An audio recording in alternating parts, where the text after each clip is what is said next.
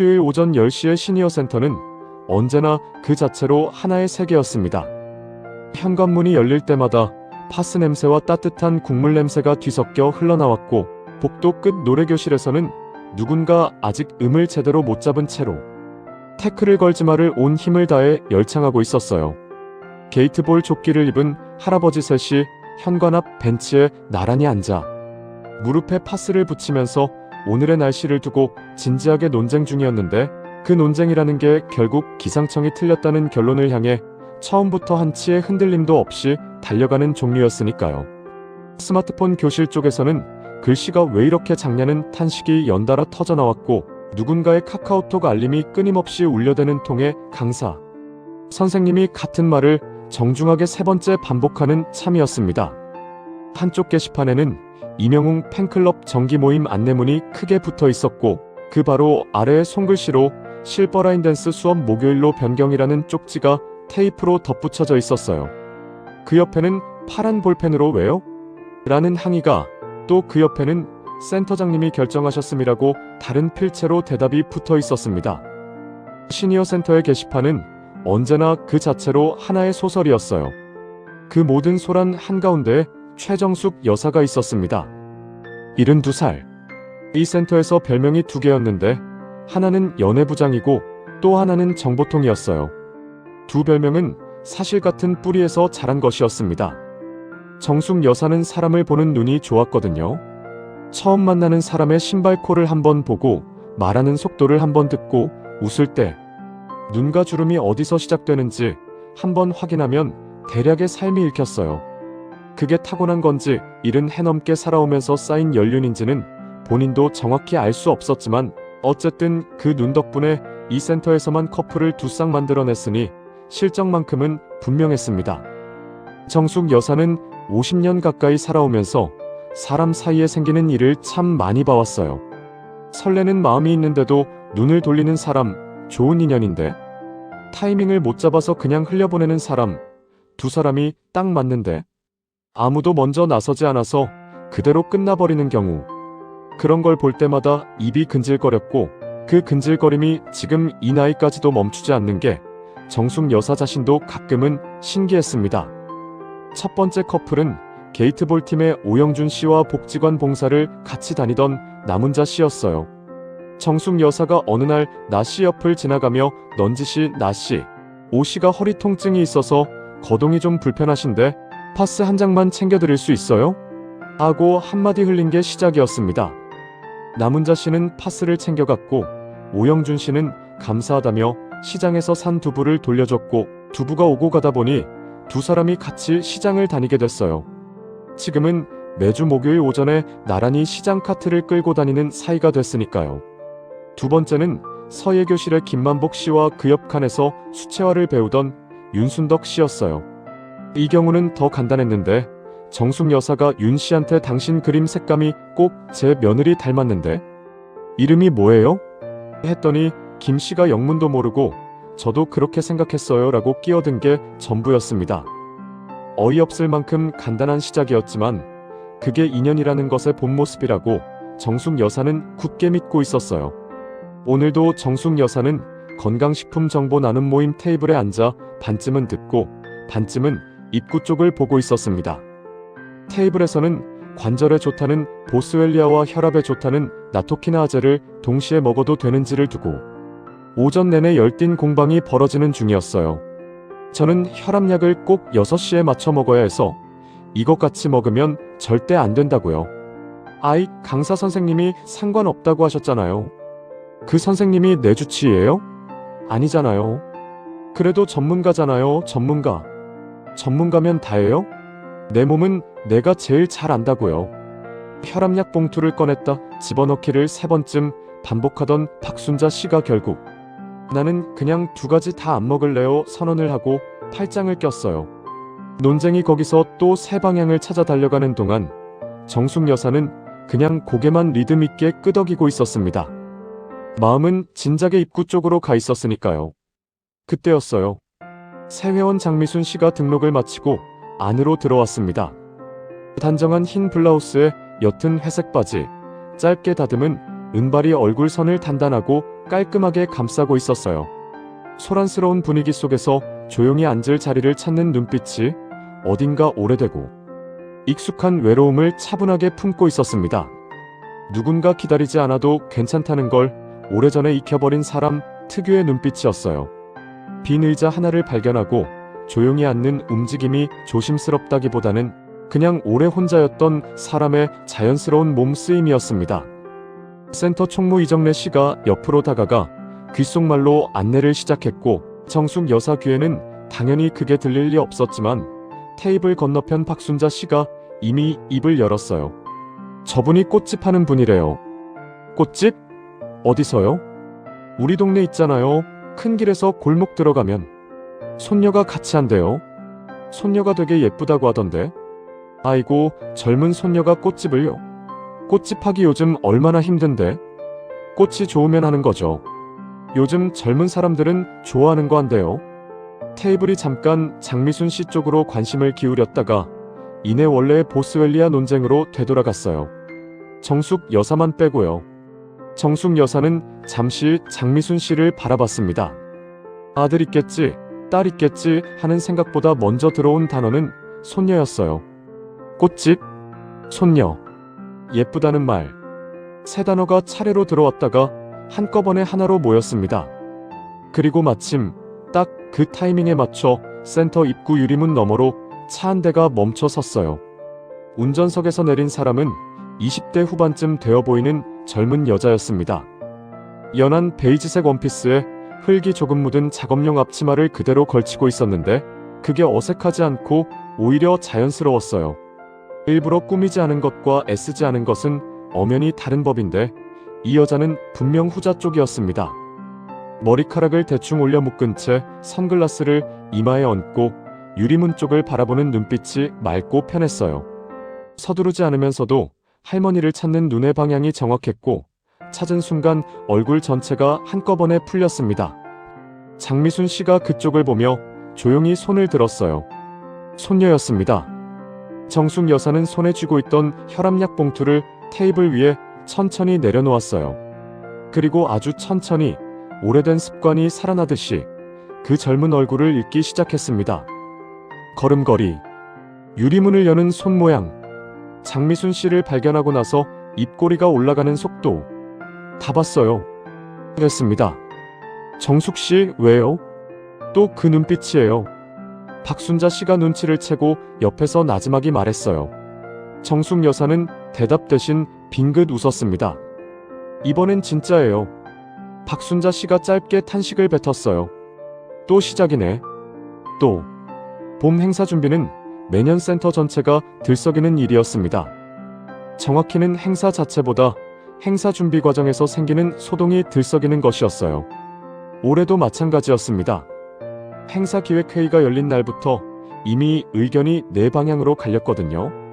무대를 실내에 놓을지 야외에 놓을지, 도시락은 업체 것으로 할지, 직접 만들지, 노래 순서는 신청 순서대로 할지, 나이 순으로 할지, 그리고 무엇보다 가장 첨예한 문제인 점심 메뉴에서 잡채를 넣을지 말지.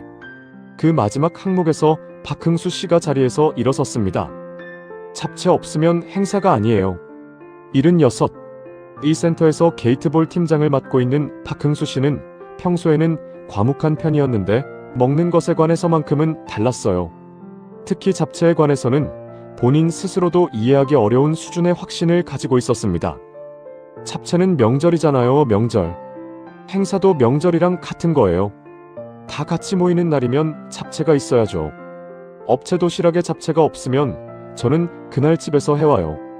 총무 이정래 씨가 박 선생님, 그러시면 안 되죠 하며 말렸지만 박흥수 씨는 이미 팔짱을 낀 채 고개를 완전히 돌려버린 상태였어요. 결국 도시락 업체의 잡채 추가 여부를 문의하는 것으로 회의가 마무리됐고 그 다음날 업체에서 잡채 추가 시 인당 1,500원 추가라는 답변이 오자 또 한 차례 회의가 소집됐습니다. 그 소동 속에서 정숙 여사는 아주 자연스럽게 꽃장식을 외부에 맡기자는 제안을 슬쩍 끼워 넣었어요. 제가 아는 꽃집이 있거든요. 솜씨가 좋아요. 한번 맡겨봐요. 아무도 딱히 반대하지 않았습니다. 잡채 문제가 워낙 크게 타오르고 있어서 꽃장식 같은 건 그냥 넘어가도 되는 항목처럼 느껴졌거든요. 정숙 여사는 그걸 알고 있었어요. 서희가 센터에 처음 발을 들인 건 그로부터 사흘 뒤였습니다. 꽃 종류와 배치를 상의하러 온 것이었는데 외할머니 장미순 씨와 함께 오는 바람에 센터 분위기가 잠깐 달라졌어요. 젊은 사람이 들어오면 공간이 조금 밝아지는 법이었습니다. 서희는 수첩을 꺼내 행사 공간을 꼼꼼히 살폈고 햇빛이 어느 방향에서 드는지, 테이블이 몇 개인지, 중앙 무대 높이가 어느 정도인지를 직접 걸음으로 재며 받아 적었어요. 별말이 없었지만 움직임이 정확했습니다. 정숙 여사는 그 모습을 보며 옆에 서 있는 장미순 씨한테 나지막이 말했어요. 손녀분이 일 잘하네요. 장미순 씨가 조용히 웃었습니다. 혼자 다 배웠어요. 무대 설치는 외부 업체에 맡기기로 되어 있었어요. 그 업체 이름이 현관 게시판에 붙었는데 총무 이정래 씨가 프린트해온 종이에는 강찬욱 건축사 사무소라고 적혀 있었습니다. 작은 행사 무대 설치를 건축사무소에 맡기는 건 좀 생뚱맞아 보였지만 사실 이 사무소가 센터 리모델링도 맡았던 곳이었거든요. 총무 이정래 씨 말로는 원래 시공 쪽을 겸하는 곳이라서 이런 소규모 작업도 맡아준다고 했어요. 서희는 그 이름을 보지 못했습니다. 수첩에 메모를 하느라 게시판 쪽을 쳐다볼 틈이 없었어요. 행사 당일 아침 8시에 무대 설치팀이 도착했습니다. 서희는 그보다 30분 먼저 와서 이미 꽃 작업을 시작하고 있었어요. 작업대 위에 분홍 작약과 흰 스토크, 초록 유칼립투스를 가지런히 올려놓고 줄기 길이를 맞추는 중이었는데 뒤에서 발소리가 들려 고개를 들었습니다. 찬욱이었어요. 서로 동시에 멈췄습니다. 딱 그 종류의 정지였어요. 어디서 봤는데 바로 떠오르지 않아서 잠깐 멈추는 그 낯선 듯 낯설지 않은 정지. 찬욱이 먼저 눈을 좁혔고 서희가 그 다음에 고개를 약간 기울였습니다. 혹시 저도 지금 생각하는 중이에요. 찬욱이 잠깐 시선을 내렸다가 다시 올렸어요. 2년 전이요. 버스 정류장. 서희의 표정이 조금 바뀌었습니다. 손수건. 네. 짧은 대화였어요. 그게 다였습니다. 하지만 그 짧은 교환이 공기를 조금 바꿔놓았어요. 2년 전 비 오는 날 버스 정류장에서 처음 만난 두 사람은 그 이후로 한 번도 다시 마주친 적이 없었습니다. 찬욱이 건넨 손수건과 서희의 감사합니다가 전부였던 기억이 지금 이 자리에서 뒤늦게 인사를 마주하는 것처럼 이어졌어요. 그 이후로 두 사람은 각자 자기 일을 했습니다. 하지만 행사 준비 과정은 그냥 각자 일만 하게 내버려두지 않았어요. 현수막이 문제였는데 인쇄소에서 보내온 현수막에 센터 이름이 틀려 있었거든요. 노인복지센터가 노인복귀센터로 찍혀온 것이었습니다. 이정래 씨가 발견하고 소리를 지르는 바람에 설치 작업이 잠깐 멈췄어요. 다시 주문하기엔 시간이 없어서 결국 찬욱이 매직으로 길을지로 수정했는데 가까이서 보면 티가 났습니다. 멀리서 보면 몰랐어요. 회의 끝에 현수막을 조금 높이 거는 것으로 합의했습니다. 그 다음은 마이크였어요. 리허설을 해보니 마이크에서 잡음이 났고 볼륨을 높이면 피드백이 울렸습니다. 담당자가 이리저리 선을 확인하는 동안 노래교실 회원들이 줄지어 서서 기다렸어요. 한 할머니가 마이크 없어도 나는 소리 잘 나온다 하셨는데 그분이 실제로 마이크 없이 시범을 보여주시는 바람에 잠깐 행사 분위기가 됐습니다. 그리고 꽃도난 사건이 있었어요. 테이블 장식용으로 올려둔 작약 3송이가 점심쯤에 사라졌습니다. 서희가 꽃수를 세다가 발견했어요. 나중에 알고 보니 게이트볼 팀 할머니 한 분이 너무 예뻐서 집에 갖다 놓으려고 2송이를 가방에 넣어두셨고 박흥수 씨가 잡채 대신 꽃이라도 하면서 1송이를 가져간 것이었습니다. 서희는 잠깐 말을 잃었다가 웃었어요. 찬욱이 그 옆에서 그 웃음을 봤습니다. 웃는 방식이 특이했어요. 황당한 상황인데 짜증 대신 웃음이 먼저 나오는 사람. 입꼬리가 올라가기 전에 눈이 먼저 좁아지는 순서였습니다. 행사는 소란스럽게 잘 끝났어요. 정숙 여사는 내내 흐뭇한 얼굴로 왔다 갔다 했고 잡채는 결국 업체 도시락에 포함됐으며 현수막은 멀리서 보니 아무도 오타를 눈치채지 못했습니다. 마이크는 행사 내내 2번 더 잡음이 났지만 그때마다 박수로 덮어졌어요. 그리고 행사가 끝날 무렵에 비가 내리기 시작했습니다. 예보에 없던 비였어요. 야외에 쳐놓은 천막 몇 개가 빗물을 맞기 시작했고 찬욱과 서희가 각자 천막 한쪽씩을 잡고 접기 시작했습니다. 원래는 각자 해야 할 일이었는데 천막 크기가 생각보다 커서 혼자 접기가 힘들었어요. 자연스럽게 서로 마주보고 서게 됐습니다. 찬욱은 빗속에서 천막 폴대를 정리하면서 문득 2년 전을 떠올렸습니다. 그때도 비였어요. 버스 정류장 처마 아래에서 비를 피하던 여자가 손수건을 떨어뜨렸고 그걸 건네주고 각자 다른 버스를 탔습니다. 그게 전부인 기억이었는데 이상하게 선명한 채로 남아있었어요. 빗소리가 났어요. 천막 접는 소리가 났어요. 그 두 소리 사이에 아무 말도 없었습니다. 어색하지는 않았어요. 그냥 이상하게 조용한 순간이었습니다. 두 사람 다 그걸 눈치채고 있었지만 먼저 말을 꺼내는 사람이 없었어요. 천막이 접혔습니다. 정숙 여사의 작전은 거창하지 않았습니다. 거창한 작전은 티가 나거든요. 정숙 여사가 50년 가까이 사람 사이를 주선하면서 터득한 원칙이 하나 있었는데 그건 바로 개입하는 사람이 보여서는 안 된다는 것이었어요. 실은 두 사람이 스스로 가까워진 것처럼 느껴야 한다는 것이었습니다. 그래야 나중에 고맙다고 찾아오거든요. 너무 노골적으로 엮으면 두 사람 다 어색해지고 그 어색함의 원인을 중간에 있는 사람한테 돌리게 되어 있어요. 그게 인간의 본능이었습니다. 그래서 정숙 여사의 방식은 언제나 우연처럼 보이는 필연을 만드는 것이었어요. 첫 번째 작전은 반찬이었습니다. 봄 행사가 끝나고 사흘째 되던 날, 정숙 여사는 직접 만든 깍두기와 시래기 나물을 도시락통에 담아 서희 꽃가게로 향했어요. 장미순 씨한테 선물하는 형식이었지만 장미순 씨는 화요일 오전에 센터, 노래교실이 있어서 가게에 없는 날이었습니다. 정숙 여사는 그걸 알고 있었어요. 어머, 어쩐 일이세요? 서희가 작업대에서 고개를 들었습니다. 할머니 드리려고 왔는데 안 계시네. 냉장고에 넣어도 되죠? 가게 안으로 들어온 정숙 여사는 반찬을 내려놓으면서 천천히 둘러봤어요. 작은 가게였는데 생각보다 잘 정돈되어 있었습니다. 계절 꽃들이 양동이에 담겨 가지런히 서 있었고 작업대 위에는 반쯤 완성된 꽃다발이 올려져 있었어요. 화려하지는 않았는데 편안한 가게였습니다. 오래 있고 싶은 종류의 공간이었어요. 가게 참 예쁘네. 혼자 꾸민 거예요? 네, 조금씩요. 손이 좋은 사람은 공간도 이렇게 만들어요. 서희가 웃으며 물 한 잔을 내왔어요. 정숙 여사는 그 물을 마시며 아주 자연스럽게 말을 꺼냈습니다. 그런데 저희 센터 행사 설치 맡았던 분 있잖아요, 강씨. 혹시 연락처 있어요? 센터 현관 손잡이가 좀 헐거워져서요.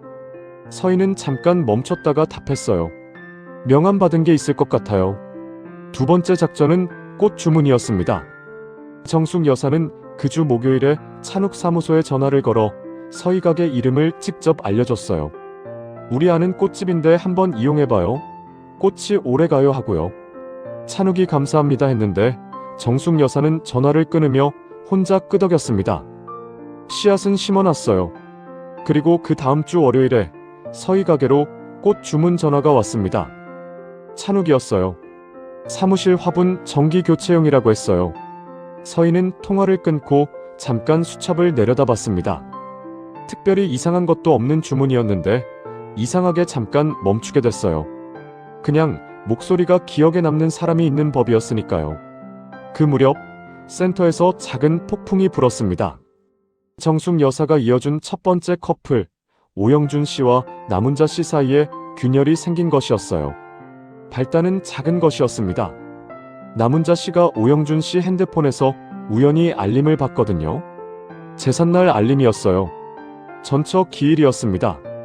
오영준 씨는 그걸 남은자 씨한테 말하지 않고 혼자 다녀왔어요.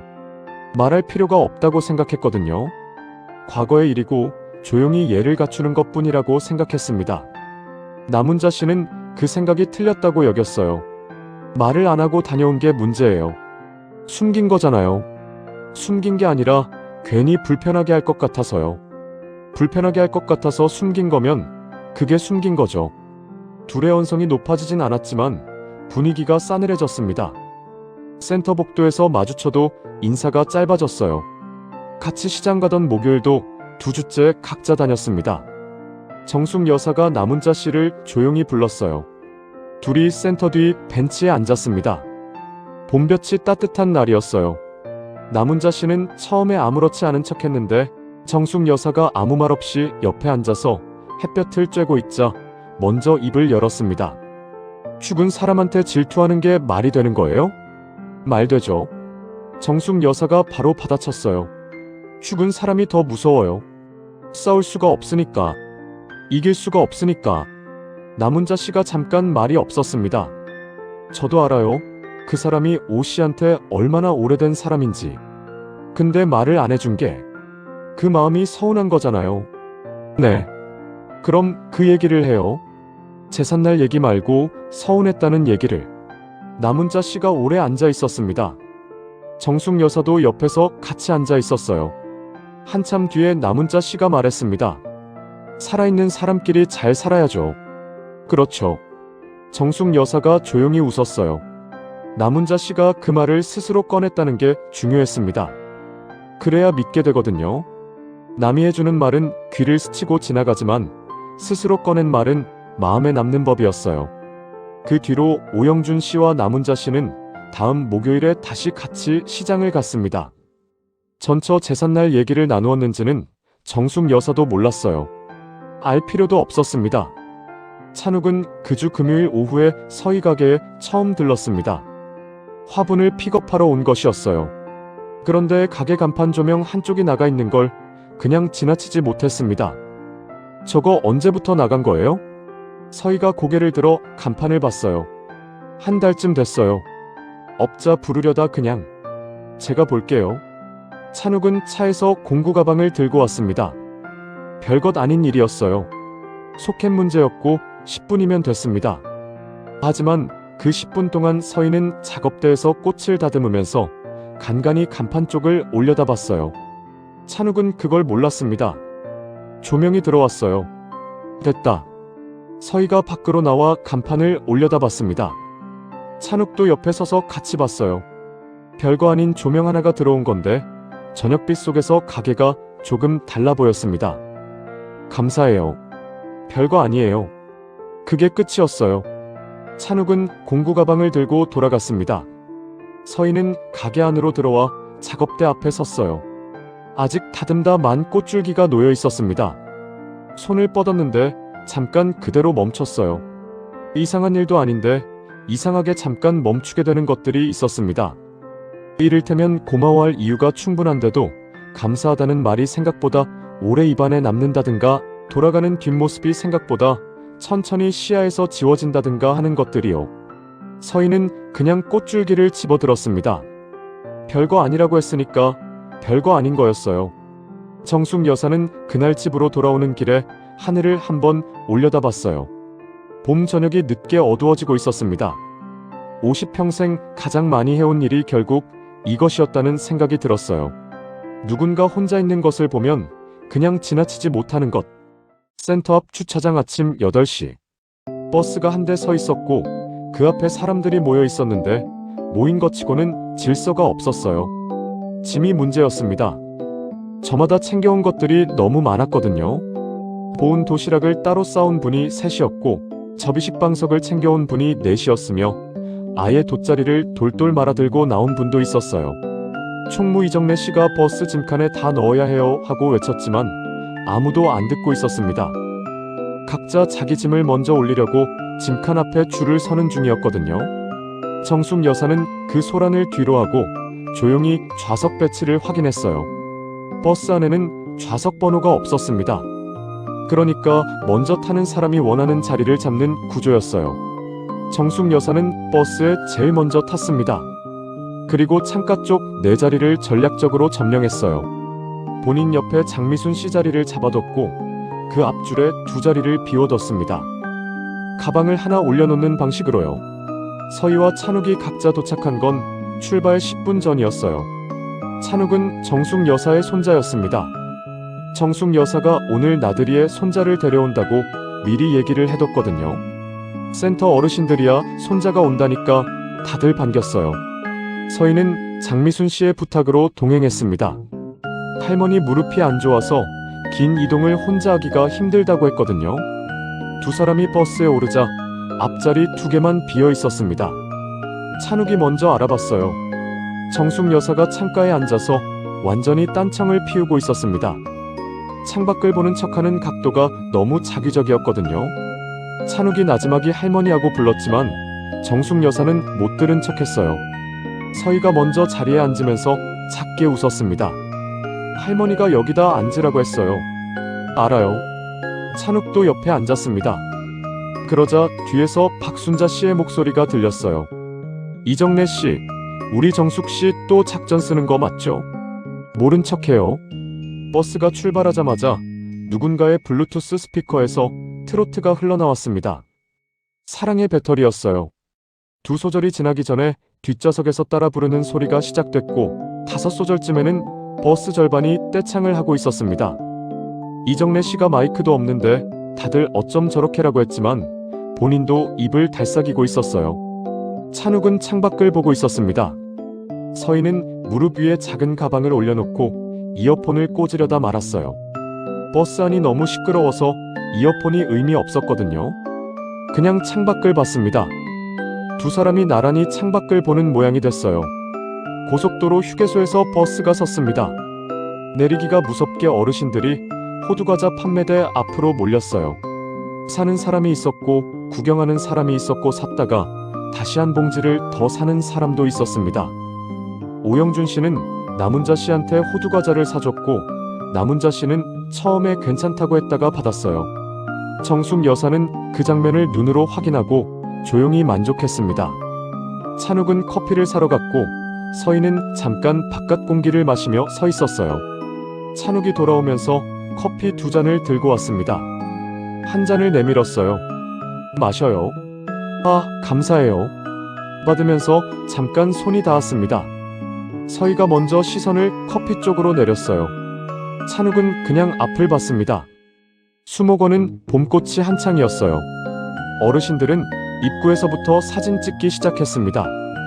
스마트폰을 든 사람 6명이 같은 꽃 앞에 서서 각자 찍었고 그 다음에 단체 사진을 찍었는데 눈 감은 사람이 있어서 다시 찍었고 다시 찍었더니 이번엔 다른 사람이 고개를 돌렸다며 또 찍었어요.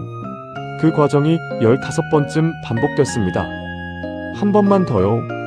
딱 한 번만. 아까도 한 번만이라고 했잖아요. 박흥수 씨가 무릎이 아프다며 먼저 벤치에 앉아버렸어요. 그래도 사진은 계속됐습니다. 결국 20번째에 이정래 씨가 이 정도면 됐어요. 선언을 하면서 마무리됐어요. 서희는 그 옆에서 꽃을 보고 있었습니다. 정원사 눈으로 보는 것이었어요. 무슨 종인지, 관리 상태가 어떤지, 배치가 어떤 의도인지 같은 것들을요. 찬욱이 옆에 서서 같이 봤는데 그는 공간 눈으로 보고 있었습니다. 동선이 어떻게 설계됐는지, 햇빛이 어느 방향으로 들어오는지 같은 것들이었어요. 두 사람이 같은 풍경을 다른 눈으로 보고 있었는데 그게 묘하게 잘 맞았습니다. 돌아오는 버스 안에서 서희가 잠들었습니다. 낮에 많이 걸었고 온천까지 다녀온 터라 몸이 풀린 것이었어요. 처음에는 창에 머리를 기댔는데 버스가 고속도로에 올라서 속도를 내자 진동이 심해졌습니다. 머리가 흔들리기 시작했어요. 그러다가 천천히, 아주 천천히 서희의 고개가 옆으로 기울었습니다. 찬욱 어깨였어요. 찬욱은 그 순간 굳었습니다. 시선을 앞에 고정한 채로 잠깐 아무것도 안 했어요. 깨울까 하는 생각이 0.5초쯤 들었다가 그냥 그대로 있었습니다. 창밖으로 고속도로 가로등이 하나씩 지나갔어요. 뒤에서 정숙 여사가 그 모습을 봤습니다. 아무 말도 안 했어요. 그냥 앞을 보고 있는 척 했습니다. 하지만 입꼬리가 올라가는 건 어쩔 수 없었어요. 온천 앞 벤치 해질녘이었습니다. 어르신들이 온천에서 나오는 동안 찬욱과 서희는 입구 벤치에 앉아 있었어요. 서희가 버스 안에서 깬 건 목적지 직전이었는데 깨자마자 상황을 알아채고 얼굴이 빨개졌습니다. 찬욱은 그냥 다 왔어요 했어요. 그 이후로 두 사람 사이에는 아주 얇은 어색함이 깔렸습니다. 온천을 기다리는 동안 어르신들이 들어간 뒤 벤치에 나란히 앉을 때까지도요. 한참을 아무 말도 안 했어요. 벤치에 앉은 두 사람은 한동안 아무 말도 하지 않았어요. 그런데 그 침묵이 불편하지 않았습니다.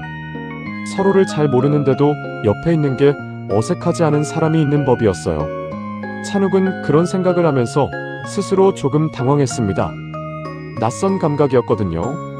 먼저 입을 연 건 서희였습니다. 건축하는 사람은 다 그렇게 계산적이에요? 찬욱이 고개를 돌렸습니다. 무슨 얘기요? 수목원에서 풍경 보는 거요. 각도, 채광, 동선. 혼자 설계도면 그리고 있던데요. 찬욱이 잠깐 멈췄어요. 꽃하는 사람은 다 그렇게 감성적이고요. 제가요? 수목원에서 꽃 이름 중얼거리면서 관리 상태 평가하고 있었잖아요. 서희가 잠깐 멈췄습니다. 그러고는 웃었어요. 찬욱도 웃었습니다. 처음이었어요. 두 사람이 같이 웃은 게요. 이유가 있어서 웃은 것도 아니었고 웃어야 할 상황도 아니었는데 그냥 웃음이 나왔습니다. 두 사람이 웃음을 거두고 나서도 잠깐 더 앉아 있었어요. 저녁 공기가 선선했고 온천에서 웃음소리가 흘러나왔고 벤치 위로 가로등 하나가 켜졌습니다. 목요일 오후였습니다. 센터 카카오톡 단체방에 이정래 씨 메시지가 올라온 건 2시 반쯤이었어요. 혹시 오늘 강복순 선생님 보신 분 있어요? 어제부터 연락이 안 되시는데. 처음에는 별 반응이 없었습니다. 핸드폰을 늦게 확인하는 분들도 있었고 그냥 외출 중이겠거니 생각한 분들도 있었거든요. 그런데 2시간이 지나도록 아무도 봤다는 사람이 없었어요. 강복순 씨는 79, 혼자 사는 분이었습니다. 자녀가 있긴 했는데 부산에 살아서 평소엔 이웃이 더 가까운 분이었어요. 단체방 분위기가 조금씩 달라지기 시작했습니다. 제가 아까 3시에 전화했는데 안 받으시던데요. 어제 노래교실엔 오셨는데 집에 가시는 거 봤어요. 혼자 사시는 분이라 걱정되네요. 정숙 여사는 메시지를 읽다가 코트를 집어들었어요. 박순자 씨한테 전화를 걸었습니다. 나 강복순 씨 집에 가볼 거예요. 같이 가요. 박순자 씨는 두말하지 않았어요. 강복순 씨 집은 센터에서 걸어서 10분 거리였습니다. 아담한 빌라 2층이었어요. 정숙 여사와 박순자 씨가 초인종을 눌렀는데 대답이 없었어요. 한 번 더 눌렀습니다. 그래도 없었어요. 박순자 씨 얼굴이 굳어지기 시작했습니다. 정숙 여사가 문을 두드렸어요. 강 선생님, 저 정숙이에요. 계세요? 잠깐의 침묵 뒤에 안에서 소리가 들렸습니다. 누구요? 두 사람이 동시에 숨을 내쉬었어요. 문이 열렸습니다. 강복순 씨가 잠옷바람으로 나왔어요. 눈이 부은 걸 보니 오래 주무신 것 같았습니다. 사흘 전부터 감기 기운이 있었는데 어제 저녁부터 몸이 더 안 좋아져서 그냥 누워 계셨다고 했어요. 핸드폰은 충전이 꺼져 있었고요. 세상에 연락을 하셨어야죠. 귀찮게 하기 싫어서요. 그 말이 정숙 여사 가슴에 조용히 걸렸습니다. 귀찮게 하기 싫어서. 혼자 사는 사람들이 가장 많이 하는 말이었어요. 아프면 아프다고, 무서우면 무섭다고 말하는 게 누군가를 귀찮게 하는 일이 돼버린 삶. 그 삶이 얼마나 오래 쌓이면 그 말이 자연스럽게 나오는 건지 정숙 여사는 알고 있었습니다. 강복순 씨 집에 있다가 나온 건 저녁 무렵이었어요. 단체방의 상황을 알렸더니 30분 만에 반찬이 3가지 모였습니다. 오영준 씨가 직접 죽을 써서 들고 왔고 박흥수 씨는 내가 할 줄 아는 게 없어서 하면서 편의점 이온 음료를 사왔어요. 좁은 빌라 복도에 어르신들이 줄을 서는 이상한 풍경이 됐습니다. 강복순 씨가 울었어요. 왜들 이렇게 오셨어요, 다들. 혼자 아프면 안 되죠. 우리가 가족이잖아요. 박순자 씨가 그렇게 말했는데 그 말이 어색하지 않았어요. 가족이라는 단어가 이렇게 자연스러운 곳이 또 있을까 싶었습니다. 서희가 그 이야기를 들은 건 저녁에 외할머니한테 전화했을 때였어요. 장미순 씨가 차분하게 전해줬는데 전화를 끊고 나서 서희는 한동안 핸드폰을 내려다봤습니다. 장미순 씨는 전화통화 내내 차분했어요. 걱정하는 기색이 없는 건 아니었는데 그 걱정을 오래전에 이미 받아들인 사람의 차분함이었습니다. 서희는 그게 더 마음에 걸렸어요. 할머니는 언제부터 혼자 아픈 것에 익숙해진 걸까 하는 생각이 들었거든요. 꽃가게 마감을 하고 있던 참이었어요.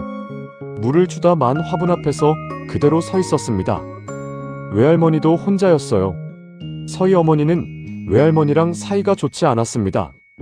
오랜 일이었고 서희가 끼어들 수 있는 종류의 문제가 아니었어요. 그래서 서희가 할 수 있는 건 일주일에 두세 번 얼굴을 보러 가는 것, 같이 밥을 먹는 것, 무릎이 아프다고 하면 병원에 같이 가는 것 정도였습니다. 그게 충분한지 서희는 늘 확신하지 못했어요. 언젠가 외할머니가 사흘 연락이 안 되는 날이 오면 어떡하지? 그 생각이 처음 든 날이 아니었는데 오늘따라 유독 선명했습니다. 찬욱도 그날 밤 비슷한 자리에 있었어요.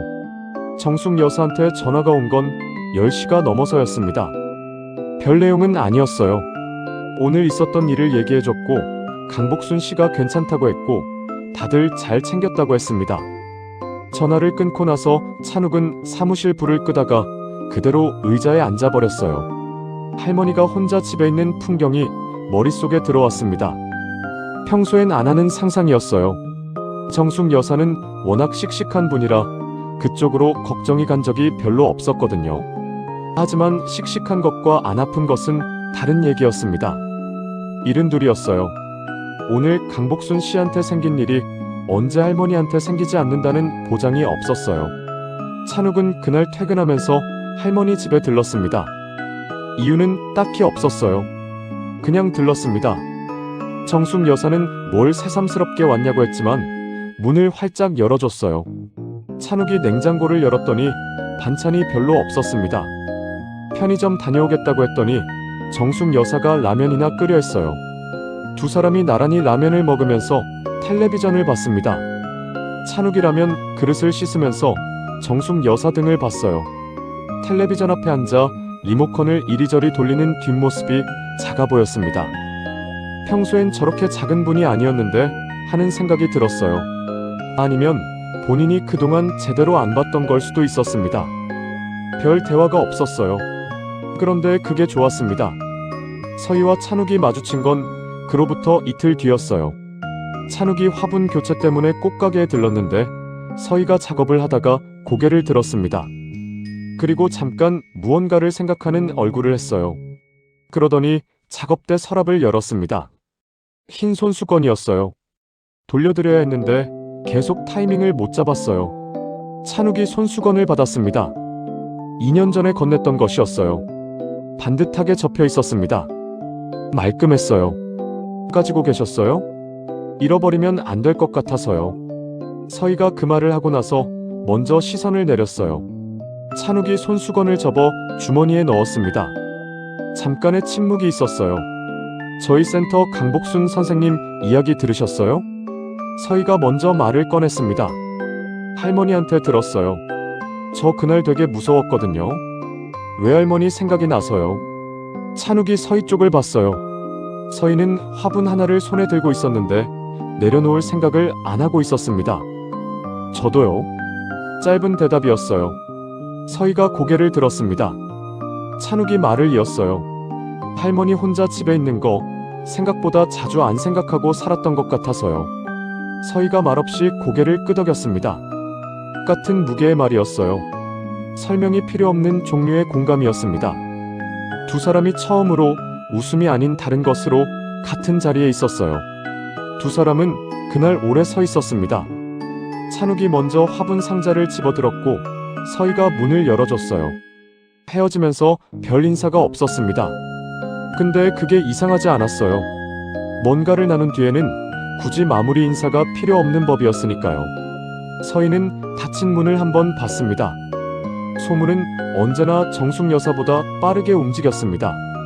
정숙 여사가 워낙 정보통이었기 때문에 센터 안에서 그분보다 먼저 뭔가를 아는 일이 거의 없었는데 이번만큼은 달랐어요. 찬욱과 서희가 수목원에서 나란히 걷는 사진이 찍혀버린 것이었습니다. 박흥수 씨가 단체 사진을 찍겠다고 스마트폰을 들고 이리저리 다니는 와중에 얼결에 찍은 사진이었어요. 박흥수 씨 본인은 그 사진이 찍혔는지도 몰랐는데 사진을 정리하던 딸이 이 두 분이 커플이에요? 하고 물어봤고 박흥수 씨가 센터 단체방에 사진을 올리면서 우리 센터 젊은 사람들인데 사귀는 거 맞죠? 라고 적었습니다. 그 메시지가 올라간 건 목요일 저녁 9시였어요. 금요일 아침에 정숙 여사가 단체방을 열었을 때 댓글이 23이었습니다. 어머, 언제부터요? 정숙 씨가 이어준 거 맞죠? 그러게, 나들이 때 버스에서도 옆에 앉더라니. 정숙 씨 이번에도 성공이네요. 정숙 여사는 댓글을 읽으면서 녹차를 한 모금 마셨어요.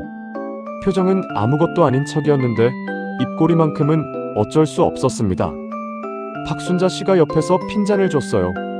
정숙 씨, 아직 아무것도 아닌데 벌써 그 얼굴이에요? 두고 봐요. 내기에서 정숙 씨 편에 3,000원 더 걸어야겠다. 센터에서 소문이 퍼지는 속도는 카카오톡보다 빠른 경우가 있었어요. 얼굴을 보고 하는 말이 훨씬 빠르거든요. 수요일 게이트볼 팀에서 시작된 얘기가 목요일 노래교실을 거쳐 금요일 건강식품 모임에 도착했을 때는 이미 두 사람이 수목원에서 손을 잡았다는 버전까지 나와 있었습니다. 정숙 여사가 그 버전을 들었을 때 한마디 했어요. 아직 그 정도는 아니에요. 그리고 조용히 덧붙였습니다. 아직은. 그 사진은 찬욱한테도 전달됐습니다. 보낸 사람은 정숙 여사였어요. 아무 말 없이 사진만 보냈는데 찬욱은 그 의도를 정확하게 읽었습니다. 답장 대신 전화를 걸었어요. 할머니, 왜? 잘 나왔잖아. 사람 사진 잘 나오면 됐지 뭐. 찬욱은 전화를 끊었습니다. 정숙 여사는 끊긴 전화를 보며 혼자 웃었어요. 서희는 그 사진을 외할머니한테 받았습니다. 장미순 씨가 아무 말 없이 보내줬어요. 서희는 사진을 보고 잠깐 멈췄습니다. 나란히 걷는 사진이었는데 둘 다 같은 방향을 보고 있었어요. 그게 어색해 보이지 않는 게 오히려 이상했습니다. 장미순 씨한테 전화를 걸었어요. 할머니, 이거 왜 보내줬어요? 예쁘게 나왔길래. 할머니도 정숙 할머니랑 똑같은 소리 하네. 장미순 씨가 잠깐 웃었습니다. 서희야. 네. 그 사람 나쁘지 않아 보이더라. 서희가 말을 못했어요. 장미순 씨는 그걸로 충분하다는 듯 전화를 끊었습니다. 외할머니가 누군가한테 그런 말을 하는 걸 처음 들었어요. 장미순 씨는 원래 사람에 대해 함부로 평가하는 분이 아니었거든요. 그 주 토요일 오후였습니다. 서희가 꽃가게에서 혼자 작업을 하고 있는데 문이 열렸어요. 고개를 들었습니다. 민준이었어요. 20대 후반, 은행 근무, 반듯한 외모. 서희랑 3년을 사귀다가 헤어진 지 1년이 조금 넘은 사람이었습니다. 헤어진 이유는 한 가지였는데 표현 방식이 여러 가지였어요. 민준은 현실적인 문제를 같이 생각해야 한다고 했고, 서희는 그게 지금 당장 꽃집 접으라는 말이냐고 했고, 민준은 그런 뜻이 아니라고 했고, 서희는 그런 뜻 맞잖아라고 했어요. 거기서 대화가 끝났습니다. 잘 있었어? 응. 어쩐 일이야? 그냥 지나가다가 가게 생각나서. 서희는 손에 들고 있던 가위를 내려놓았습니다. 그냥 지나가다가라는 말이 사실이 아니라는 건 알았어요. 이 골목은 지나가는 길이 아니거든요. 목적지가 없으면 올 이유가 없는 골목이었습니다. 민준이 가게 안으로 들어왔어요. 둘러보는 눈빛이 예전이랑 같았습니다. 가게를 보는 게 아니라 가게의 가능성을 가늠하는 눈빛이었어요. 잘 되고 있어? 그럭저럭. 혼자 하기 힘들지 않아? 혼자 한다고 한 거니까. 민준이 잠깐 멈췄다가 말했습니다. 나 이번에 대리됐어. 축하해. 이제 좀 안정됐다 싶어서. 전세도 올렸고. 서희는 그 흐름이 어디로 가는지 알았습니다. 민준은 언제나 이렇게 말을 꺼냈어요.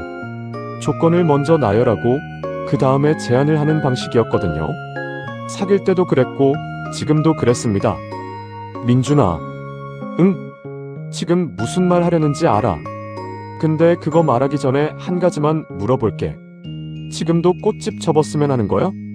민준이 바로 답하지 않았어요. 그 침묵이 답이었습니다. 서희는 가위를 다시 집어들었어요. 그럼 됐어. 나는 이거 계속 할 거니까. 민준이 더 말을 잇지 않고 나갔습니다.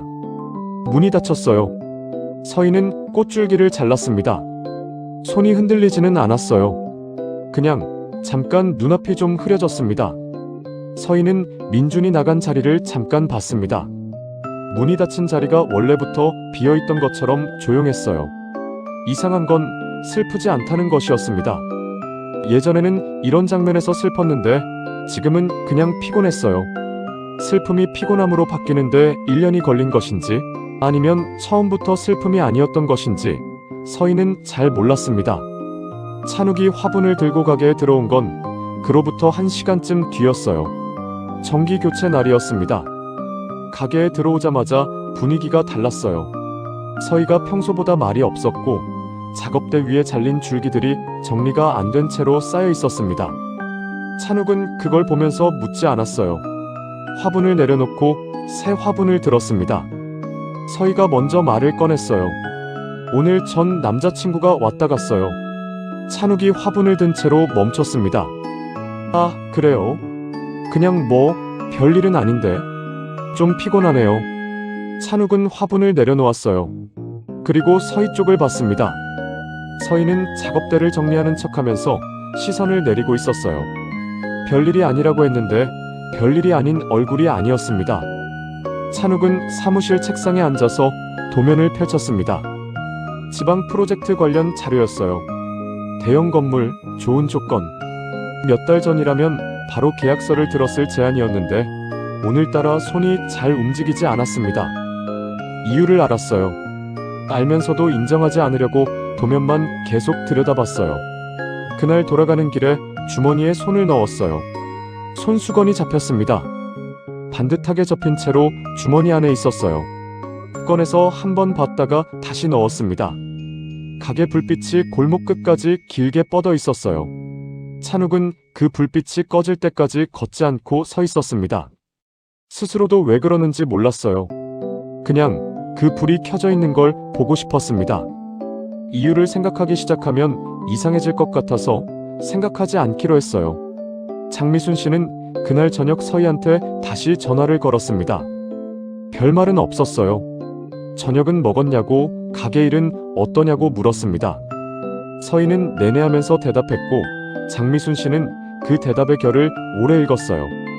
그리고 마지막에 딱 한마디 했습니다. 힘든 건 힘들다고 해도 돼. 서희가 잠깐 말이 없었어요. 병원은 언제나 같은 냄새였습니다. 소독약 냄새와 그 냄새를 덮으려는 방향제 냄새가 섞인 것이었어요. 정숙 여사는 그 냄새가 싫었습니다.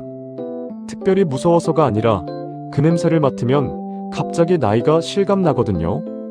평소에는 72이라는 숫자가 그냥 숫자였는데 병원 문을 열고 들어서는 순간만큼은 그 숫자가 몸에 붙는 것 같은 느낌이었어요. 올해 정기검진이었습니다. 장미순 씨가 같이 가줬어요. 두 사람이 센터에서 같이 버스를 타고 갔는데 버스 안에서 내내 별말이 없었습니다. 장미순 씨는 원래 말이 많은 사람이 아니었거든요. 그런데 그 침묵이 어색하지 않았어요. 정숙 여사도 마찬가지였습니다. 수다스럽기로는 센터에서 첫째 가는 분이었는데 오늘은 그냥 창밖을 보면서 조용히 앉아 있었어요. 장미순 씨가 먼저 말을 꺼냈습니다. 많이 긴장돼요? 아니요. 대답은 빨랐어요. 너무 빠른 대답이라서 오히려 긴장한 티가 났습니다. 장미순 씨가 그 대답을 그냥 받아줬어요. 맞다 아니다를 따지지 않았습니다. 대기실은 붐볐어요. 시니어 환자들이 많았습니다. 보호자와 함께 온 분도 있었고 혼자 오신 분도 있었어요. 정숙 여사는 번호표를 뽑아들고 의자에 앉았습니다. 번호표를 손에 쥐면서 이 번호표가 익숙해진 게 언제부터였는지 생각했어요. 젊었을 때는 병원이 낯선 곳이었는데 어느 순간부터는 계절이 바뀌면 자동으로 오게 되는 곳이 됐습니다. 그게 나이 든다는 것의 실체였는지도 몰랐어요. 드라마틱한 변화가 아니라 그냥 익숙해지는 것들이 달라지는 것. 옆에 장미순 씨가 앉았습니다. 두 사람은 번호가 불릴 때까지 나란히 대기실 텔레비전을 봤는데 텔레비전에서는 건강 프로그램이 나오고 있었어요. 혈압 관리에 관한 내용이었습니다. 저 프로그램 어제도 봤어요. 저도요. 우리 나이 되면 텔레비전이 다 건강 얘기예요. 장미순 씨가 작게 웃었습니다. 정숙 여사도 웃었어요. 대기실에서 두 사람이 같이 웃는 게 자연스러웠습니다. 검진은 2시간쯤 걸렸어요. 혈액 검사, 심전도, 뼈 밀도, 복부 초음파. 항목이 많았습니다. 정숙 여사는 각 검사실을 이동하면서 특별히 힘든 내색을 안 했어요. 간호사 선생님한테 농담도 했고 체중이 조금 늘었다는 말에 겨울 내내 운동을 못했어요 하고 쾌활하게 답했습니다. 장미순 씨는 검사실 밖에서 기다리면서 그 목소리를 들었어요. 결과 상담은 오후였습니다. 의사 선생님이 결과지를 보여주면서 설명했어요. 혈압이 조금 올랐고 뼈 밀도가 작년보다 낮아졌고 혈당 수치도 경계선이었습니다. 당장 큰 문제가 있는 건 아니었어요. 하지만 관리가 필요하다고 했습니다. 약을 하나 더 추가하고 식이 조절을 신경 써야 하고 무리한 운동은 피하라고 했어요. 정숙 여사는 고개를 끄덕이며 다 듣고 나왔습니다. 병원 로비 의자에 앉았어요. 장미순 씨가 옆에 앉았습니다. 정숙 여사가 처방전을 손에 쥔 채로 잠깐 그냥 앉아 있었어요. 보통의 정숙 여사였다면 별거 아니에요 하고 바로 일어났을 텐데 그날은 그러지 않았습니다. 장미순 씨가 먼저 말하지 않았어요. 그냥 옆에 있었습니다. 한참 뒤에 정숙 여사가 말했어요. 약이 또 늘었네요. 그러게요. 늘면 안 된다고 했는데 저도 올해 하나 늘었어요. 짧은 침묵이 있었습니다. 나이가 드는 게 이런 거구나 싶어요. 딱히 아프진 않은데 조금씩 뭔가가 줄어드는 거. 장미순 씨가 고개를 끄덕였어요. 맞아요. 드라마틱하게 아픈 게 아니라 그냥 조금씩. 정숙 여사가 창밖을 봤습니다. 병원 창밖으로 봄이 한창이었어요. 사람들이 걷고 있었고 아이들이 뛰어가고 있었고 꽃이 피어 있었습니다. 정숙 여사는 그 풍경을 한동안 봤어요. 나 찬욱이한테는 말하지 마요. 알겠어요. 걱정시키기 싫어서요. 장미순 씨가 조용히 받아줬습니다. 그 말 뒤에 있는 것들을 굳이 건드리지 않았어요. 걱정시키기 싫다는 말 안에 걱정받고 싶다는 말이 없는 것도 아니라는 걸 알았으니까요. 오래 혼자 살아온 사람들은 그 두 가지를 함께 품고 사는 법이었습니다. 장미순 씨는 그날 집으로 돌아오면서 정숙 여사가 버스 안에서 창밖을 보던 모습을 오래 생각했어요. 늘 누군가를 챙기는 사람이 처음으로 챙김을 받는 자리에 앉았을 때의 얼굴이었습니다. 어색하고 조심스럽고 그러면서도 싫지 않은 표정이었어요. 장미순 씨는 알 것 같았습니다. 본인도 그 표정을 거울에서 본 적이 있었거든요. 찬욱이 그날을 안 건 이틀 뒤였어요. 정숙 여사가 말한 게 아니었습니다. 냉장고에 새 약 봉투가 늘어난 걸 찬욱이 발견했어요. 할머니 집에 들렀다가 물을 마시러 냉장고를 열었는데 기존에 없던 약 이름이 있었거든요. 정숙 여사는 마침 텔레비전을 보고 있었고 찬욱은 약 봉투를 손에 들었습니다. 이거 새로 생긴 거예요. 뭐 별거 아니야. 혈압 수치가 조금 올라서. 검진 갔어요? 언제요? 지난주에. 별거 아니라니까. 찬욱은 약 봉투를 내려놓았습니다. 더 묻지 않았어요. 정숙 여사가 별거 아니라고 2번 말하는 게 오히려 마음에 걸렸지만 할머니 앞에서 그 말을 꺼낼 수가 없었습니다. 집으로 돌아온 건 밤 10시였어요. 찬욱은 불을 켜지 않고 소파에 앉았습니다. 어두운 방에 그냥 앉아 있었어요. 약 봉투에 적힌 이름이 머릿속에서 떠나지 않았습니다. 별거 아니라는 말이 별거 아닌 게 아니라는 걸 알았어요. 그게 처음 든 생각이 아니었는데 오늘은 유독 선명하게 들어왔습니다. 할머니가 없으면 나 진짜 혼자네. 그 생각이 들어왔습니다. 찬욱은 원래 이런 생각을 잘 안 하는 사람이었어요. 혼자인 것에 익숙했고 그게 불편하다고 느낀 적도 별로 없었습니다. 근데 오늘 밤만큼은 어두운 방에 혼자 앉아있는 게 무거웠어요. 잠깐 서희 생각이 났습니다. 이유는 몰랐어요. 그냥 났습니다. 외할머니 혼자 남는 걸 걱정하던 그 얼굴이, 화분을 손에 든 채로 내려놓지 못하던 그 손이 별일이 아닌데 별일인 것처럼 피곤해하던 그 표정이 순서도 없이 들어왔다 나갔어요. 찬욱은 불을 켰습니다. 그리고 지방 프로젝트 계약서를 펼쳤어요. 사인을 해야 할 자리가 3군데 있었습니다. 펜을 들었다가 내려놓았어요. 계약서 위에 펜 자국이 생기지 않았습니다. 찬욱은 그걸 보면서 스스로가 좀 낯설었어요.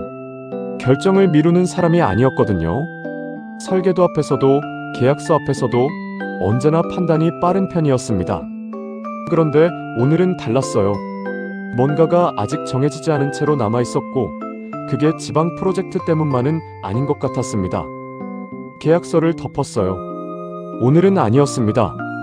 찬욱은 그날 밤 정숙 여사한테 문자를 보냈습니다. 내용은 별게 아니었어요. 다음 주 토요일 같이 밥 먹자고요. 정숙 여사가 답장을 바로 보냈습니다. 왜 갑자기? 찬욱은 잠깐 생각하다가 답했어요. 그냥요. 정숙 여사한테서 웃음 이모티콘이 왔습니다. 지방 프로젝트 계약서에 사인을 한 건 그로부터 열흘 뒤였습니다. 결국 했어요. 찬욱은 며칠을 더 미루다가 결국 펜을 들었습니다. 조건이 좋았거든요. 규모 있는 복합문화공간 설계였는데 지역재생 프로젝트의 일환이라 공공 예산이 붙어 있었어요. 찬욱이 하고 싶었던 방향의 일이었습니다. 몇 달 전이라면 망설임 없이 했을 일이었어요. 그런데 이번에는 사인을 하고 나서도 개운하지가 않았습니다. 계약서를 서류 파일에 끼워 넣으면서 찬욱은 서희한테 말해야겠다고 생각했어요. 왜 말해야 한다고 생각했는지는 정확히 몰랐습니다. 사업 파트너도 아니었고 보고해야 할 관계도 아니었어요. 그냥 말하고 싶었습니다. 찬욱은 그 전날 밤 꽤 오래 혼자 생각했어요. 굳이 해야 할 이유가 없다는 걸 알면서도 안 하는 게 더 이상한 것 같은 느낌이 들었습니다.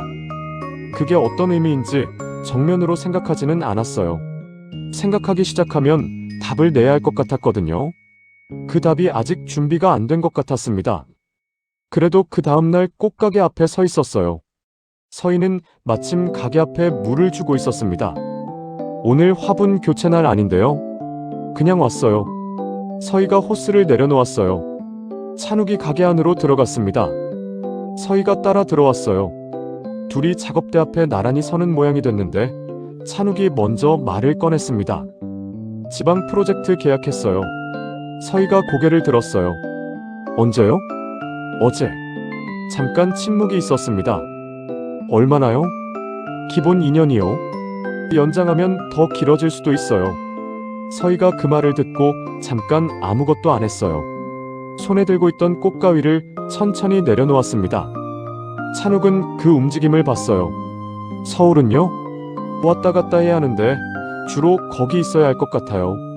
서희가 고개를 끄덕였습니다. 표정이 읽히지 않았어요. 찬욱은 그게 불편했는데 무슨 말을 더 해야 할지 몰랐습니다. 할머니 걱정은 돼요. 정숙 할머니요? 네. 근데 또 이런 기회가 잘 안 나서요. 서희가 다시 고개를 끄덕였습니다. 그 끄덕임이 이해한다는 건지 그냥 듣고 있다는 건지 찬욱은 알 수 없었어요. 잘 됐네요. 짧은 말이었습니다. 진심인지 아닌지 구분이 안 되는 종류의 짧음이었어요. 서희는 그 말을 하고 나서 작업대 쪽으로 돌아섰습니다. 찬욱은 가게 문을 나왔어요. 골목은 조용했습니다. 저녁이 오기 전 잠깐 빛이 기울어지는 시간이었어요. 찬욱은 걸으면서 오늘 대화를 다시 돌려봤습니다. 잘 됐네요 라는 말이 계속 걸렸어요. 좋다는 건지 아닌 건지 알 수 없는 말이었습니다. 서희가 그런 말을 쓰는 사람이 아니라는 걸 알면서도 그 말이 무슨 뜻이었는지 오래 생각했어요. 그만큼 신경이 쓰였다는 얘기였습니다. 서희는 그날 오래 작업대 앞에 서 있었어요. 꽃을 다듬는 척했는데 손이 잘 움직이지 않았습니다. 머릿속이 이상하게 분주했어요. 2년. 연장하면 더. 주로 거기 있어야 한다. 그 말들이 차례로 들어왔다 나갔습니다. 민준 생각이 났어요. 민준이랑 사귀던 마지막 해가 떠올랐습니다. 민준은 그 해에 지방 발령을 받았어요. 임시였고 1년이면 돌아온다고 했습니다. 서희는 기다리기로 했어요. 1년을 기다렸는데 발령이 연장됐고 또 기다리기로 했습니다. 그러다 어느 날 민준이 전화를 해서 우리 지금 뭘 기다리는 건지 모르겠다고 했어요. 서희는 그 말을 듣고 수화기를 내려놓았습니다. 2년이라는 숫자가 그 기억과 겹쳤어요. 찬욱은 민준이 아니었습니다. 상황도 달랐어요. 두 사람이 무언가를 약속한 것도 아니었고 기다리기로 한 것도 아니었습니다. 서희는 그 차이를 알고 있었어요. 찬욱은 민준처럼 서희가 가진 것을 바꾸려 한 적이 없었습니다. 그러니까 두려움의 이유가 같은 게 아니었어요. 근데 두려움의 무게는 비슷했습니다. 그게 더 당혹스러운 일이었어요. 이유가 다른데 무게가 같다는 건 두려움이 상대방 때문이 아니라 자기 안에 있다는 뜻이었으니까요. 서희는 그 생각이 우스워서 피식 웃었습니다. 그리고 꽃을 잘랐어요. 그 무렵 정숙 여사는 센터에서 박순자 씨한테 조용히 말했습니다. 요즘 좀 뜸하네요, 찬욱이가. 서희 씨는요? 그쪽도 조용해요. 박순자 씨가 고개를 끄덕였어요. 내기 판도가 흔들리겠는데요. 정숙 여사는 고개를 저었습니다. 아니에요. 이게 원래 그 과정이에요. 이틀 뒤에 찬욱이 다시 가게에 왔어요. 화분 교체도 아니었고 들러야 할 이유도 없었는데 왔습니다. 인사는 했어요. 어색하지 않은 인사였습니다. 대화도 이어졌어요. 화분 얘기도 했고 날씨 얘기도 했고 서희가 새로 들여온 계절꽃 이야기도 나왔습니다. 근데 그 대화들이 표면 위에 있었어요. 수목원 옆에 나란히 서서 말없이 같은 풍경을 보던 그 깊이가 없었습니다. 두 사람 다 그 차이를 느끼면서 아무 말도 안 했어요. 그게 이 장면에서 가장 무거운 침묵이었습니다. 찬욱이 나가면서 주머니에 손을 넣었어요. 손수건이 잡혔습니다. 꺼내지 않았어요. 그냥 주머니 안에서 손가락으로 한번 쥐었다가 놓았습니다. 골목을 걸으면서 뒤를 돌아보지 않았어요. 돌아보면 뭔가를 확인하게 될 것 같았거든요. 확인하는 게 지금은 두려웠습니다. 서희는 유리문 너머로 찬욱이 골목을 걸어나가는 뒷모습을 봤어요. 안 봐야지 했는데 봤습니다. 그리고 괜찮다고 생각했어요. 아직 아무것도 아닌데 괜찮은 거라고요. 서희는 가위를 집어들면서 한 가지를 결정했어요. 아직 아무것도 아닌 거니까 지금은 그냥 이대로도 괜찮다고요. 그 결정이 진심인지 아니면 스스로를 설득하는 건지는 확인하지 않기로 했습니다. 꽃은 자르면 됐고 가게는 열면 됐고 오늘은 그걸로 충분했어요. 작업대 위에 꽃들이 아직 손이 안 간 채로 놓여 있었습니다. 3부 정숙 여사가 쓰러진 건 목요일 오전 노래교실이 끝난 직후였습니다. 갑자기는 아니었어요. 나중에 생각해보면 그날 오전부터 낌새가 있었습니다. 노래교실 도중에 정숙 여사가 2번 자리에서 일어섰다가 앉았고 강사 선생님이 괜찮으시냐고 물었는데 괜찮다고 했어요. 수업이 끝나고 복도를 걷다가 벽에 손을 짚었고 그걸 본 사람이 이정래 씨였습니다. 이정래 씨가 다가가려는 순간 정숙 여사가 그 자리에 주저앉았어요. 쓰러진 건 아니었습니다. 주저앉은 것이었어요. 그런데 그 구분이 크게 중요하지 않았습니다. 이정래 씨가 소리를 질렀고 복도에 있던 사람들이 달려왔어요. 제일 먼저 달려온 사람은 장미순 씨였습니다. 노래교실이 끝나고 반찬 나눔 준비를 하러 가던 참이었는데 이정래 씨 목소리를 듣고 바구니를 내려놓고 뛰었어요. 정숙 여사 옆에 앉아서 손을 잡았습니다. 정숙 여사가 눈을 뜨고 있었어요. 나 괜찮아요. 알아요. 그냥 잡고 있을게요. 장미순 씨가 그 말을 하면서 놓지 않았습니다. 정숙 여사가 잠깐 그 손을 내려다봤어요. 손을 뿌리치지 않았습니다. 구급차를 부른 건 이정래 씨였어요. 정숙 여사가 됐다 하면서 손을 저었는데 이정래 씨는 이미 전화를 하고 있었습니다. 그 사이에 박순자 씨가 정숙 여사 가방에서 혈압약을 꺼냈고 박흥수 씨가 어디서 났는지 이온 음료를 들고 왔어요. 좁은 복도에 어르신들이 모여드는 모양이 됐는데 누가 지시한 것도 아니었습니다. 그냥 모였어요. 찬욱한테 연락이 간 건 구급차 안에서였어요. 장미순 씨가 동승했고 이동하는 중에 찬욱 번호로 전화를 걸었습니다. 찬욱은 그때 사무실에서 지방 프로젝트 관련 미팅 중이었어요. 전화를 보고 잠깐 망설였는데 장미순 씨 번호였거든요. 미팅을 중단하고 받았습니다. 할머니가 좀 쓰러지셨어요. 지금 병원 가는 중이에요. 크게 걱정할 건 아닌데 알려드려야 할 것 같아서요. 차분한 목소리였어요. 그 차분함이 오히려 찬욱을 제대로 움직였습니다. 미팅 참석자들한테 양해를 구하고 코트를 집어들었어요. 주차장까지 거의 뛰었습니다. 병원에 도착했을 때 정숙 여사는 응급실 침대에 누워 있었어요. 혈압이 갑자기 올랐다고 했습니다. 과로와 수면 부족이 겹친 것이었어요. 정밀 검사 결과를 더 봐야 했지만 의사 선생님은 당장 위험한 상황은 아니라고 했습니다. 안정을 취하고 입원 관찰을 해야 한다고 했어요. 찬욱은 침대 옆에 서서 정숙 여사 얼굴을 봤습니다. 작아 보였어요. 라면 그릇을 씻으며 봤던 그 뒷모습이 다시 떠올랐습니다. 그때도 작다고 생각했는데 지금은 그때보다 더 선명했어요.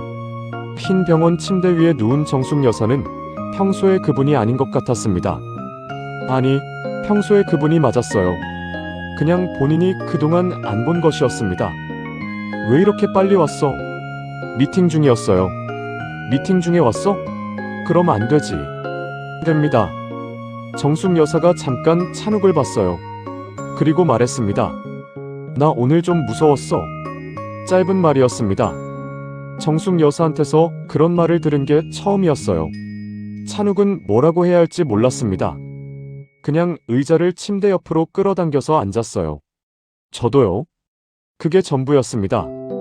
복도에는 센터 사람들이 와 있었어요.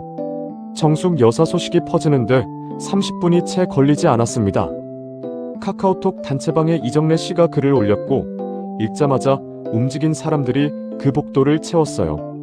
누구도 와야 하는 이유를 설명하지 않았습니다. 그냥 왔어요. 그게 이 공동체가 오래 쌓아온 방식이었습니다. 말로 약속한 것도 규칙으로 정한 것도 아닌데 몸이 먼저 아는 것들이 있었어요.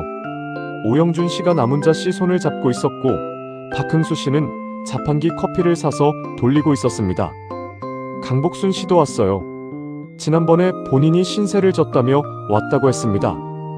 이정래 씨가 복도 끝에 서서 찬욱한테 말했어요. 어르신들이 다 오셨어요. 연락도 안 했는데. 찬욱은 그 복도를 한번 봤습니다. 평일 오전에 이 사람들이 다 여기 있었어요. 각자 일정이 있었을 텐데 각자 무릎이 안 좋고 혈압약을 챙겨야 할 텐데 그냥 왔습니다. 아무도 왜 왔냐는 말을 하지 않았어요. 그게 당연한 것처럼 있었습니다. 찬욱은 그 장면을 보면서 뭔가가 정리됐어요. 설명할 수 있는 종류의 깨달음이 아니었습니다. 그냥 봤어요. 이게 삶이구나 하는 것을요. 계약서에 적힌 숫자나 프로젝트 규모가 아니라 평일 오전 병원 복도에 아무 말 없이 모인 사람들이 삶이었습니다. 그 삶 안에 할머니가 있었고 할머니 안에 본인이 있었어요. 찬욱은 복도 창가에 서서 전화를 한 통 걸었습니다. 지방 프로젝트 담당자였어요. 계약 조건 재조정을 요청했습니다. 전체를 포기하는 게 아니었어요. 서울 베이스로 할 수 있는 부분을 협의하고 현장 상주 기간을 줄이는 방향으로 재논의를 요청했습니다. 담당자가 가능한지 알아보겠다고 했어요. 전화를 끊고 나서 창밖을 봤습니다. 봄이 지나고 있었어요. 서희가 병원에 도착한 건 오후였습니다. 외할머니한테 연락을 받았어요. 가게를 잠깐 닫고 왔습니다. 복도에 들어서다가 찬욱과 마주쳤어요. 2부에서 생겼던 그 얇은 거리가 지금 이 공간에서는 의미가 없었습니다. 그냥 마주쳤고 둘 다 여기 있었어요. 많이 놀라셨어요? 할머니 얼굴 보고 나서 좀 나아졌어요. 서희가 고개를 끄덕였습니다. 복도 쪽을 봤어요. 장미순 씨가 정숙 여사 병실 문 앞에 서 있었습니다.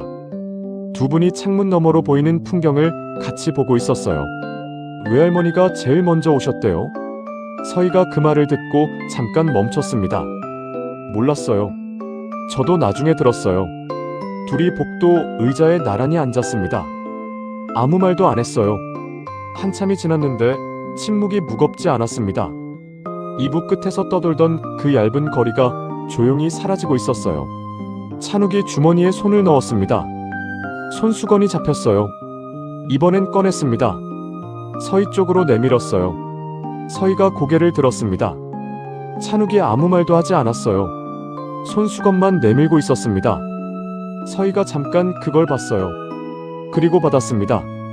아무 말이 없었어요. 설명이 필요 없는 종류의 주고받음이었습니다. 2년 전 버스 정류장에서 시작된 것이 지금 이 병원 복도에서 완전히 한 바퀴를 돌았어요. 병실 안에서 정숙 여사가 그 장면을 봤습니다. 유리창 너머였어요. 찬욱이 서희한테 뭔가를 건네는 것까지는 보였는데 뭔지는 알 수 없었어요. 장미순 씨가 옆에 서 있었습니다. 정숙 여사가 나지막이 말했어요. 했어요. 장미순 씨가 무슨 말이냐고 묻지 않았습니다. 그냥 옆에 있었어요. 복도 끝에서 박순자 씨가 그 장면을 봤습니다. 아무한테도 말하지 않았어요. 그냥 자판기 쪽으로 방향을 틀었습니다. 커피 한 잔을 뽑으면서 혼자 작게 웃었어요.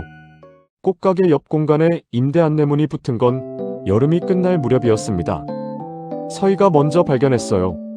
오전에 가게 문을 열다가 옆 공간 유리창에 붙은 종이를 봤습니다. 오래 비어있던 공간이었어요. 예전에 작은 문구점이 있었는데 2년 전에 문을 닫았고 그 뒤로 계속 비어 있었거든요. 그냥 지나치다가 안을 한번 들여다봤습니다. 생각보다 넓었어요. 그 안내문을 찬욱이 본 건 그 다음 날이었습니다. 화분 교체 때문에 들렀다가 서희가 옆 공간 쪽을 한번 보는 걸 찬욱이 봤어요. 서희는 아무 말도 안 했는데 그 눈빛이 뭔가를 생각하고 있는 것 같았습니다. 찬욱도 안을 들여다봤어요. 서희랑 같은 방향을 보는 모양이 됐습니다. 저 공간 어떤 것 같아요? 서희가 고개를 돌렸어요. 왜요? 그냥요. 잠깐 침묵이 있었습니다.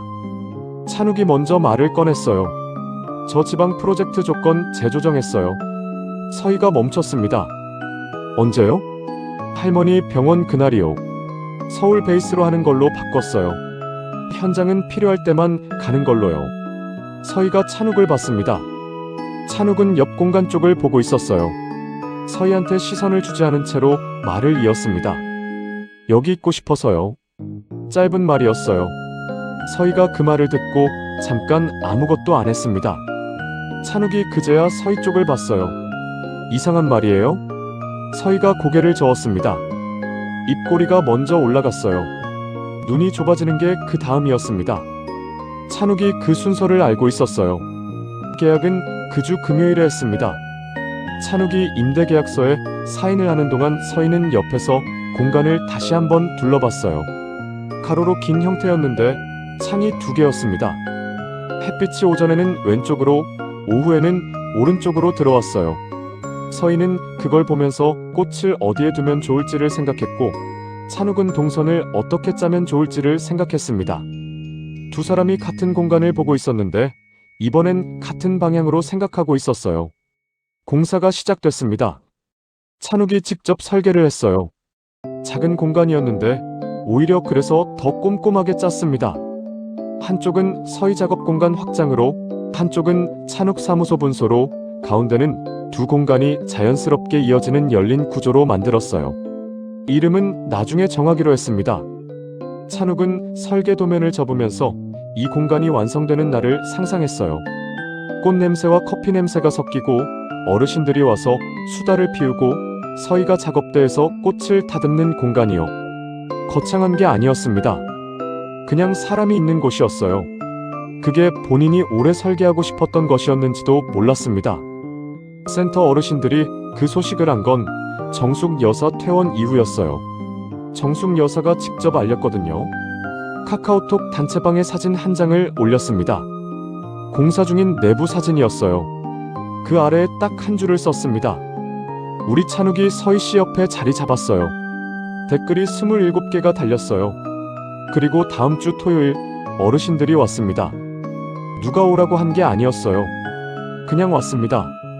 공사 현장이 마을 사랑방처럼 됐어요. 박흥수 씨가 목공용 사포를 들고 왔는데 사포질을 워낙 꼼꼼하게 해서 찬욱이 고마워했는데 알고 보니 같은 자리를 3번 갔습니다. 너무 정성스러워서 나무가 얇아진다고 찬욱이 조심스럽게 말렸어요. 오영준 씨와 남은자 씨가 화분 정리를 도왔는데 오영준 씨가 자리 배치를 두고 이정래 씨랑 의견이 갈려서 각자의 주장을 30분째 이어갔습니다. 서희가 결국 두안을 절충해서 새 배치를 만들었는데 두 분 다 본인 의견이 반영됐다고 기뻐했어요. 강복순 씨는 커피를 사왔는데 인원을 잘못 계산해서 두 잔이 모자랐고 그게 또 작은 소동이 됐습니다. 이정래 씨가 찬욱한테 조용히 말했어요. 여기 자주 올게요.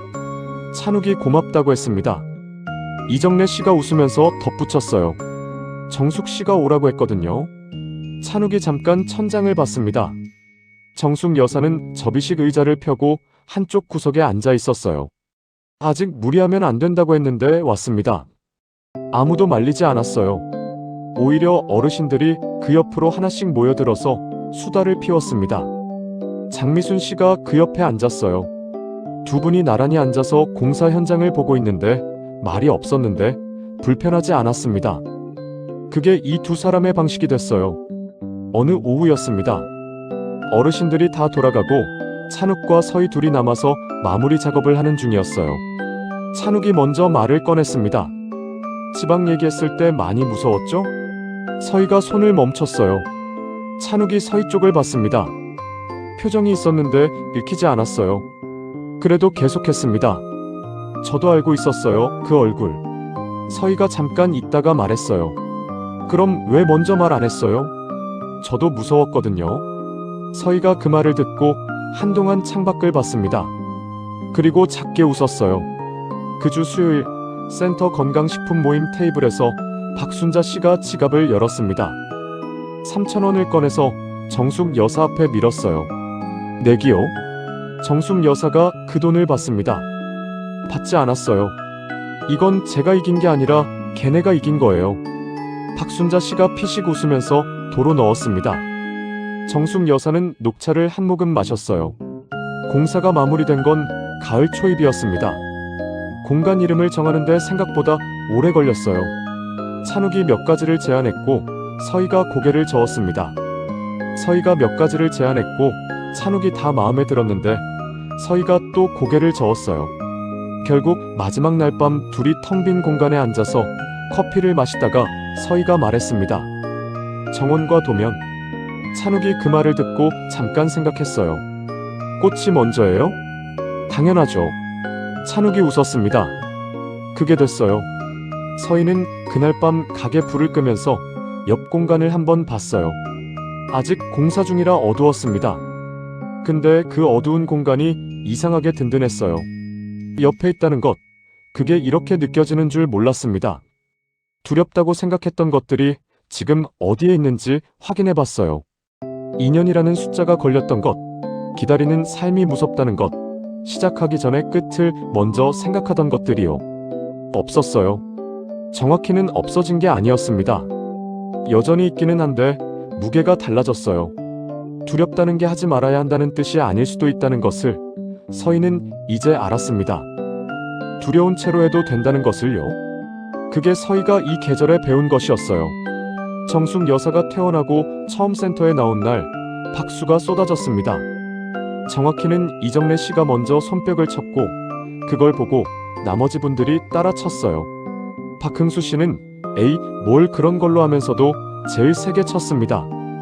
정숙 여사가 손을 저으면서 들어왔어요. 병원 갔다 온 게 무슨 귀환이에요, 귀환이. 정숙 씨 없으니까 센터가 조용했어요. 조용한 게 좋은 거 아니에요? 이상하게 심심하더라고요. 박순자 씨가 그렇게 말하면서 자리를 내줬습니다. 정숙 여사가 앉았어요. 따뜻한 보리차 한 잔이 앞에 놓였습니다. 누가 갖다 뒀는지 몰랐어요. 그냥 있었습니다. 그게 이 센터였어요. 센터가 정숙 여사 없이 3주를 보냈어요. 그 3주 동안 건강식품 모임 테이블 온도가 달랐습니다. 정보가 돌긴 했는데 뭔가 방향이 없었어요. 보스웰리아 논쟁도 있었고 혈압약 시간 논쟁도 있었는데 중간에 정리해주는 사람이 없었거든요. 박순자 씨가 나중에 그랬어요. 정숙 씨가 없으니까 우리가 이렇게 헤맸나 싶더라고요. 정숙 여사는 그 말을 듣고 내가 그 정도는 됩니까 했는데 입꼬리가 올라가는 걸 못 막았습니다. 장미순 씨가 옆에 앉았어요. 두 사람은 한동안 아무 말 없이 보리차를 마셨습니다. 센터 안이 평소처럼 소란스러웠는데 이 두 사람 주변만 조용했어요. 장미순 씨가 먼저 말을 꺼냈습니다. 병원에서 무서웠다고 했잖아요. 네. 저도 그런 날이 있었어요. 정숙 여사가 고개를 돌렸습니다. 장미순 씨가 찻잔을 두 손으로 감싸고 있었어요. 남편이 먼저 갔을 때요. 갑자기였어요. 뇌졸 중이었는데 아침에 같이 밥 먹고 점심에 갔어요. 그날부터 1년을 집안에만 있었습니다. 정숙 여사가 아무 말도 하지 않았어요. 딸이 억지로 끌고 나온 데가 여기 노래교실이었어요.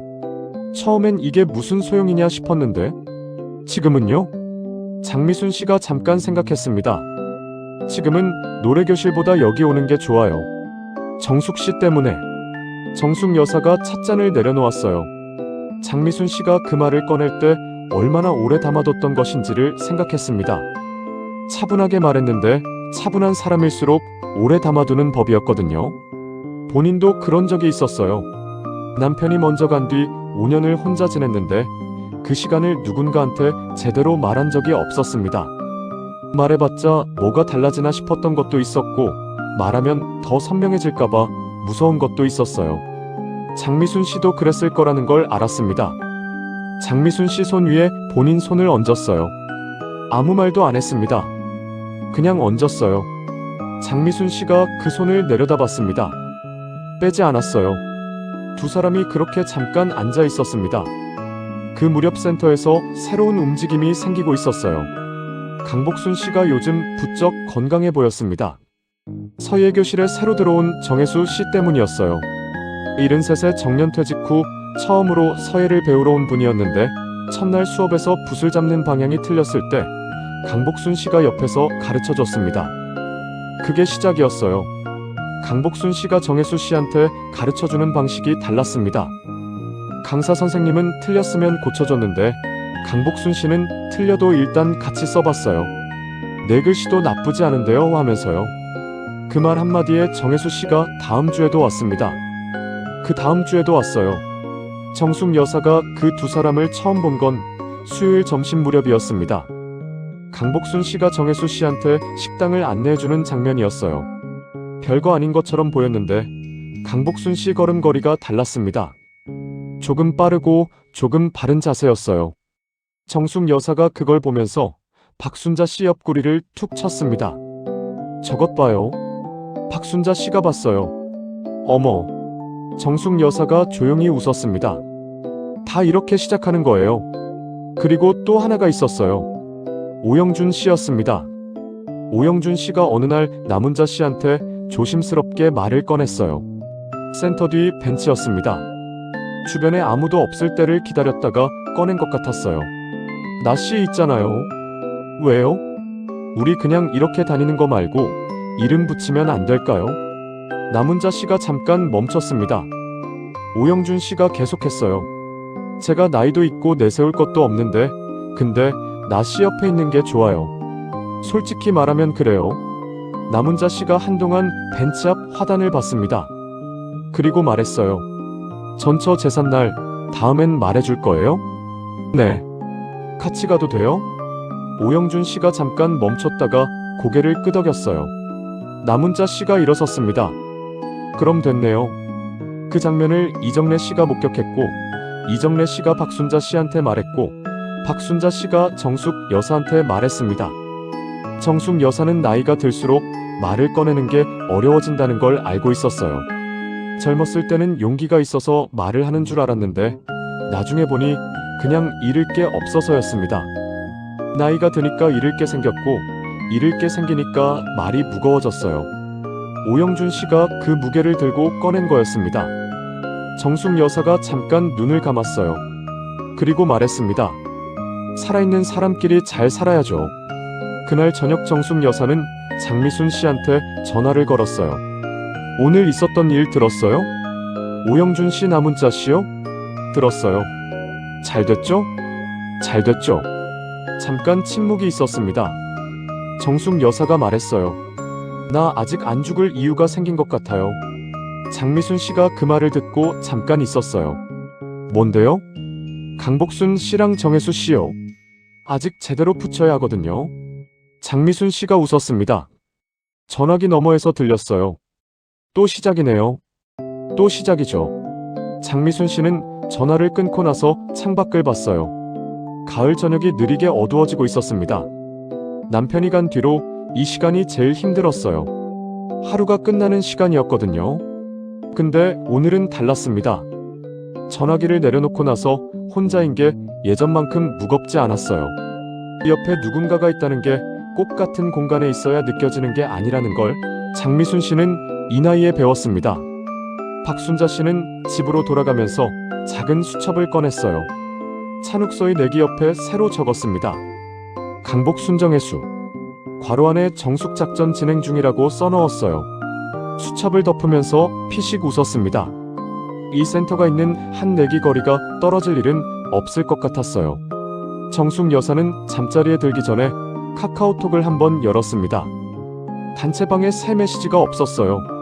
조용한 밤이었습니다. 정숙 여사는 핸드폰을 내려놓으면서 눈을 감았어요.